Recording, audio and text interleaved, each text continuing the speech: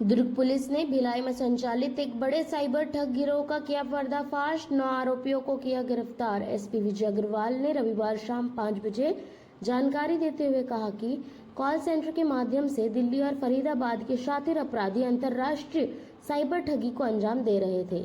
आरोपी फर्जी ई सिम और वायरस लिंक के जरिए अमेरिका के लोगों के कंप्यूटर व मोबाइल में वायरस भेजते थे और उसे हटाने के नाम पर 80 से $200 वसूलते थे। यह राशि USDT व क्रिप्टो करेंसी के रूप में ई वॉलेट में ट्रांसफर करवाई जाती थी। आरोपियों से 12 लैपटॉप, 14 मोबाइल, 3 वाईफाई राउटर, दस्तावेज, एक्टिवा स्कूटर और 2,55,000 रुपए नगद समेत कुल 13 लाख रुपए का सामान जब्त किया गया है। क्या है पूरा मामला? एक संगठित गिरोह पकड़ा है जो कॉल सेंटर के रूप में काम कर रहा था और विदेशों में लैपटॉप और मोबाइल सुधारने के नाम पे उनमें से जो बग है उसको दूर करने के नाम पे उनसे डॉलर में पेमेंट लेता था और ठगी करता था। और इस गैंग में टोटल 9 सदस्य पकड़ा है। इसमें एक मुख्य मैनेजर है, बाकी 8 सदस्य ऑपरेटर है।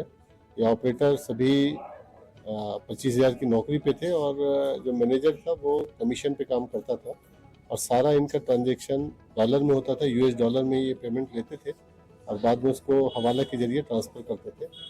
तो इसमें अभी इनके पास से लगभग 12 लैपटॉप मिला है, मोबाइल्स मिले हैं और हेडफोन वगैरह और राउटर वगैरह मिले हैं। साथ ही लगभग 2.5 लाख के आसपास कैश मिला है और पुलिस टीम इसमें जो लैपटॉप में डेटा है उससे जांच करेगी, उसमें आगे कार्रवाई करेगी। सर, पुलिस को कहां से शिकायत मिला था कि इस प्रकार का जो गिरोह है वो बिहार में संचालित है? पुलिस को सूचना मिली थी और इस सूचना पे ही पुलिस ने कार्रवाई की थी। कोई मतलब बाहर से कोई इनपुट्स मिला था विदेश से आप लोगों को, यही लोकल?